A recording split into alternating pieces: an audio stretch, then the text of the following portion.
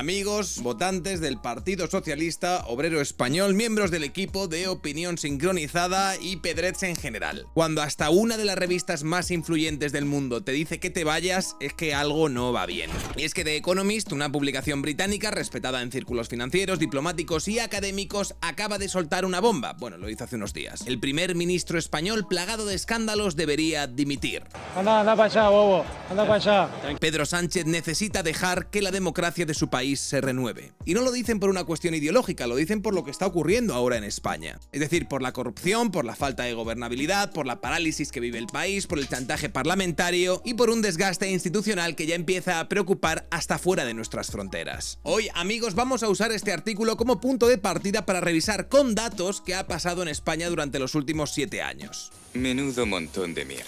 Hoy vamos a ver hasta qué punto Sarita la preparada tenía razón. Si no se dice un argumento de que este país es tercermundista, que todo es una basura, que la izquierda es lo peor y que Sánchez es un cabrón, aquí no se deja hablar. Pues no está pasando eso. La economía va como un tiro, este país funciona y hay que votar en las será la urnas. tuya. Basta ya de propaganda, ¿no? siempre igual. Oye. Basta ya de propaganda, hay que votar en las urnas. Y esta gente son unos sinvergüenzas que insultan a un presidente del gobierno y que son unos maleducados. Entonces, ¿España va como un tiro o estamos viviendo una decadencia institucional, social, política y económica maquillada por el relato de una propaganda sincronizada pagada con dinero público? Bueno, para empezar nos debería llamar la atención el silencio alrededor de este artículo de The Economist que pedía la dimisión de Pedro Sánchez por algunos de los medios de comunicación de nuestro país. Y es que la cadena SER, que en abril retuiteaba hasta 3 veces cuando The Economist se rendía ante la revolución económica española, ante este último artículo, por lo que sea, habría guardado silencio. Mientras desde el gobierno meten más y más y más y más dinero en esa picadora de carne de propaganda que haría sonrojarse hasta el mismísimo Goebbels llamado Radio Televisión Española, disparando hasta los 6 millones de euros el presupuesto de los programas de Jesús Cintora y Javier Ruiz. Con la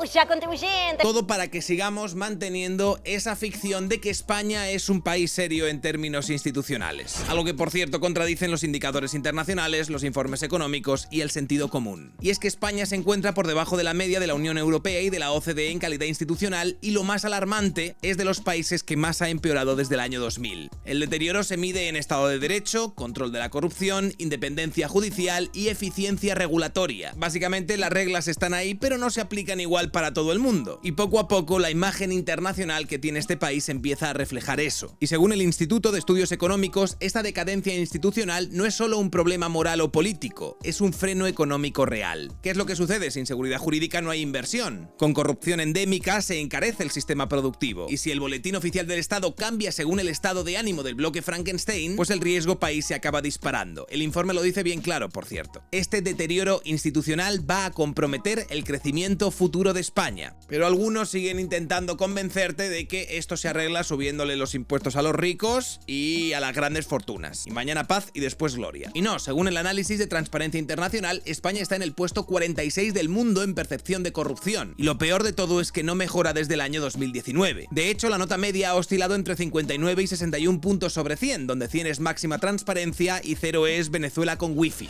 Y en este índice, España es percibida como un país donde la corrupción se tolera si es de los nuestros, donde la justicia está politizada y donde los cargos se reparten como si fuesen cromos. Yo te iba a pedir un favor, ¿vale? Pero esto es un favor personal, porque esto es mi trabajo. Nicoleta, ¿vale? Nicoleta, ¿te acuerdas de la chica rumana y demás? No solo hay que valer para follar, hay que... Ella, la pobre, está en el paro, ¿vale? Ella se quiere ir a vivir a Valencia, lo más seguro. Vale, se va a comprar una casa y además... ¿Hay alguna fórmula, no se lo he pedido a José, te lo pido a ti, de que le consigamos un trabajo allá en Valencia? Porque José está en Valencia, ahí está, ¿sabes lo que pasa? Porque ahora con el cacharro de Valencia, que va Adriana, que ya le vale, o sea, va a hacer la clausura en Valencia, es mearle en su cara. Y es que en este caso nuestra decadencia institucional no significa que se esté cayendo el edificio, significa que los cimientos están podridos y que seguimos viviendo dentro como si nada. Y cuando alguien habla de esto se le llama alarmista o facha o las dos cosas. Y amigos, no es que haya casos puntuales de corrupción, es que el sistema está montado para protegerlos. Y lo peor no es que lo digas tú, lo diga yo o lo diga un juez. Lo dice Europa, lo dicen los expertos en contratación pública y lo ha llegado a decir hasta El País. ¿Cómo? O sea, Houston tenemos un PSOE. Por ejemplo, el Grupo de Estado contra la Corrupción del Consejo de Europa ha dicho que España ha incumplido 19 recomendaciones para prevenir la corrupción en cargos públicos y en el Poder Judicial, entre las que nos encontramos falta de regulación de los lobbies, opacidad en la financiación de partidos, ausencia de sanciones efectivas y ninguna limitación seria a las puertas giratorias. Es un plan perfecto, sin fisuras. Es decir, que puedes legislar para ti mismo, beneficiar a tus amigos, financiarte en negro, luego irte a Telefónica o a una fundación y todo esto sin ninguna consecuencia. Entrevistaron a un experto en contratación pública en la cadena SER. ¿Qué has dicho? Sí, en la cadena SER, y dijo lo siguiente: la corrupción no es solo un comportamiento individual, el sistema está diseñado para permitirla. Y es que según este experto, la legislación de contratación pública en España es excesivamente compleja a propósito, algo que favorece la discrecionalidad política, los enchufes y la creación de redes clientelares. Siendo lo más grave, por ser difícil de controlar, que muchas de estas decisiones se tomen fuera de los cauces oficiales, con contratos menores, fundaciones y empresas públicas como estructuras paralelas. Que no tienes experiencia, ni méritos, ni oposición, no pasa nada. Si tienes carnet de partido, ya te hacemos una fundación donde encajes. Y así tenemos casos como el de Leire Díez, imputada por cohecho y tráfico de influencias, famosa fontanera del PSOE que cobraba 262.000 pavos durante su etapa en Correos. Fijaos cómo será el caso para que hasta el diario El País, que lleva años haciendo de escudero editorial del PSOE, publicase hace unos meses una columna titulada literalmente "Credibilidad rota". Y no se refieren ni al clima ni al horóscopo, hablan del Partido Socialista Obrero Español y su gestión de la corrupción. Dicen literalmente: los casos que han salpicado al PSOE son especialmente dañinos porque lo deja sin la autoridad moral con la que llegó al poder tras el caso Gürtel, admitiendo que el caso de Ábalos y el caso Cerdán son un puñal a la línea de flotación del discurso regenerador. El control férreo del partido impide el debate interno y que ya no cuela la excusa de que es un caso aislado. Y una democracia, un Estado de Derecho, no cae por la falta de elecciones, sino por falta de confianza. Y en España, esa confianza se está evaporando mientras el gobierno sigue a lo suyo: relato, gestos simbólicos y discursos vacíos, de hacer como que gobiernan, aunque realmente lo único que están haciendo es calentar la silla. Y mientras tanto, España cae 4 puestos en el índice de percepción de la corrupción de 2024, situándose en la posición 46 del mundo, bajando a 60 puntos sobre 100, donde 100 es país sin corrupción percibida y 0 es cleptocracia con Instagram, solo superando en Europa a países como Croacia, Grecia o Hungría dentro de la Unión Europea, llegando hasta el punto en el que la inacción institucional es ya percibida como complicidad. Es decir, no es que no se vea la corrupción, es que la gente ya asume que está permitida desde arriba. Con respecto a esto, el Instituto de Estudios Económicos vuelve a insistir en que la degradación institucional no es solo moral, sino que frena directamente el crecimiento económico. Y es que según Eurobarómetro y otras encuestas, España es uno de los países de Europa donde más ha caído la confianza en el sistema democrático. De hecho, una encuesta de YouGov para la TUI Foundation revela que solo el 51-52% de los jóvenes españoles de entre 16 y 26 años prefiere la democracia frente a otras formas de gobierno, encontrándonos con un 21% que estaría abierto a un gobierno autoritario bajo ciertas condiciones. Para que os hagáis una idea, solo los búlgaros, los griegos y los eslovenos tienen una percepción más negativa de su clase política, encontrándonos que más de la mitad de los españoles han perdido la confianza en las instituciones, coincidiendo con distintas encuestas en que la democracia es percibida cada vez más con creciente escepticismo, encontrándonos cada vez más quienes prefieren soluciones autoritarias ante la crisis institucional. Y esto no es casual porque diariamente vemos impunidad, vemos instituciones colonizadas, vemos cómo se venden decisiones a cambio de votos, y el resultado que obtenemos es que el ciudadano medio ya no cree que su voto sirva para absolutamente nada. O sea, ¿para qué votar si el que gana tiene que negociar con el que perdió, el que no se presentó y el que quiere destruir el país? Así que el problema no es solo que la democracia se vacíe por dentro, es que encima nos piden que aplaudamos mientras la vacían. Y si no lo haces es que eres tremendo fascista, amigo mío. ¿Cuándo va a aprender la gente? La democracia no funciona. La corrupción en España se ha disparado un 178% desde que Pedro Sánchez está en el poder. Y esto no es algo que simplemente sea un problema ético o moral, es algo que dificulta la inversión extranjera, encarece los procesos públicos y genera una desconfianza estructural que ralentiza el crecimiento y destruye empleo de calidad. Al zurdo de mierda no le podés dar ni un milímetro. Las infraestructuras dejan de funcionar, los trenes tienen problemas todos los días, aunque vivamos en el mejor momento del ferrocarril de la historia de España.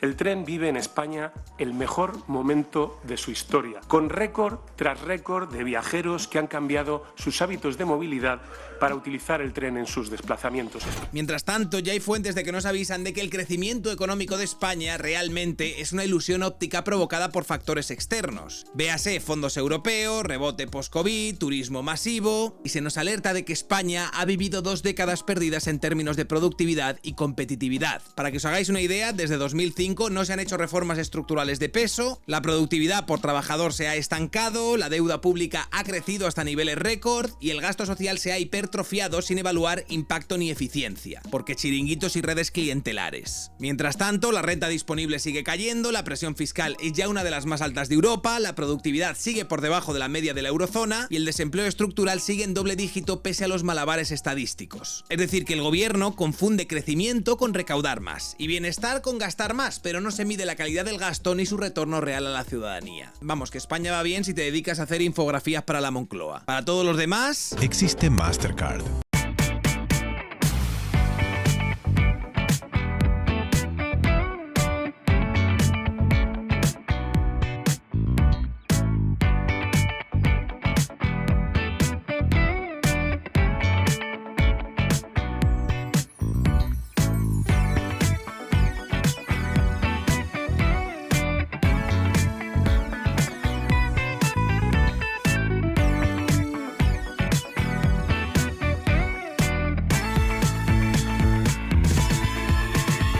Además nos dicen que España es uno de los países más seguros del mundo, pero en algunos barrios, en muchos pueblos y en la mayoría de los metros a las 11 de la noche esa película no acaba de encajar, por mucho que Javier Ruiz no pare de decirnos cosas como estas. Desde 2010 hasta 2025 los delitos no se han disparado, al contrario, bajaron durante la pandemia, se pusieron al día después de la pandemia, pero miren dónde estamos. 40,6 delitos por cada 1000 habitantes.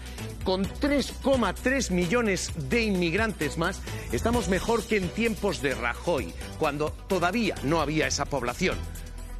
Tenemos tasas de delincuencia que dice la policía son ínfimas. 40,6 delitos, es la banda más baja de la serie histórica y una de las más bajas del planeta. Y escuchando a este señor parecería que viviésemos en una Arcadia ideal, pero la realidad es que la criminalidad violenta ha crecido en España, a pesar de que el gobierno presume de que las infracciones penales totales han bajado. ¿Cuál es el truco? Que sí, bajan los hurtos o delitos menores denunciados, pero suben las agresiones sexuales, las palizas grupales y la violencia callejera, lo cual acaba generando un pequeño problema de distorsión. En los papeles todo mejora, pero en la calle la gente tiene más miedo que hace 5 años. Porque esto que hacía Javier Ruiz, amigos míos, es un uso político de las estadísticas, también conocido como España es segura porque lo dice el Boletín Oficial del Estado.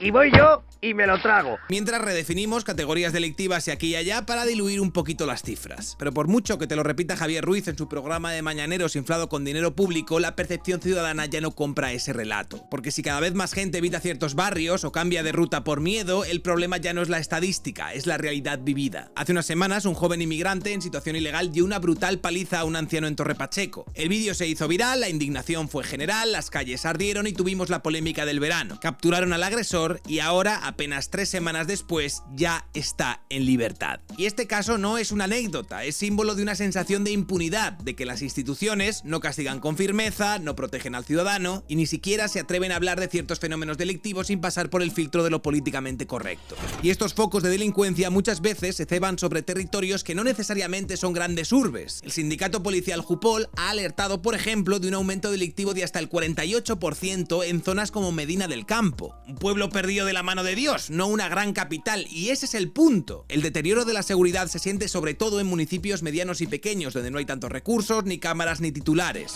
donde todos denuncian el mismo patrón: aumento de robos, agresiones y delitos sexuales, plantillas policiales mermadas y falta de medios y respaldo institucional. En resumen, la violencia crece, la protección se debilita y la respuesta institucional es negarlo todo, mientras nos intentan dar lecciones de tolerancia y nos previenen contra los discursos de odio. España, amigos, es segura. segura siempre que no salgas mucho de casa. Y pueden seguir repitiendo que España va como una moto, pueden sacar estadísticas que maquillan la realidad como si fuera un informe del CIS, pueden salir en televisión española a explicarnos cómo todo va bien, que la ultraderecha exagera y que el problema es la percepción, pero hay algo que no pueden hacer y es parar el deterioro que ya se nota en la calle, en el bolsillo y en las instituciones. Y ya hemos visto cómo las instituciones se han degradado, cómo la corrupción ha dejado de ser un escándalo para convertirse en rutina, cómo el relato económico es puro cartón piedra y cómo la democracia se vacía, y cómo la seguridad se rompe mientras nos dicen que no hay de qué preocuparse. El problema no es solo que el gobierno mienta, el problema es que quieren construir todo un sistema alrededor de esa mentira. Y cuando un sistema depende de ocultar la realidad acaba atropellando al sistema en cuestión. La verdad se impone sola. O sea, solo las mentiras necesitan subvención del gobierno. Soy un tío blanco hetero, dale like si te ha gustado el vídeo, compartid y suscribiros al canal. Recordaros que abajo tenéis el enlace para poner todas vuestras noticias, sugerencias, tweets, episodios, Instagrams, TikToks a los que queréis que reaccione, ahí abajo está. Quiero dar las gracias a la gente que me apoya, quiero dar las gracias a la gente que me sigue, a los que estáis suscritos al canal, a los que no os tiraría en mitad del Atlántico con un ancla atada al tobillo. Quiero dar las gracias a toda la gente que está en Twitch todos los días y que me apoya por ahí, a los que me apoyáis por PayPal, a los que me apoyáis por Patreon, a mis privilegiados opresores machirulos, señoros y otros tíos blancos hetero. No podría hacer esto sin vosotros. Es para mí un placer estar aquí todos los días hablándoos a todos vosotros de actualidad con un poquito de humor, representando a la calvocracia asertiva. Nada más, eso es todo. Un honor, un saludo y hasta otra.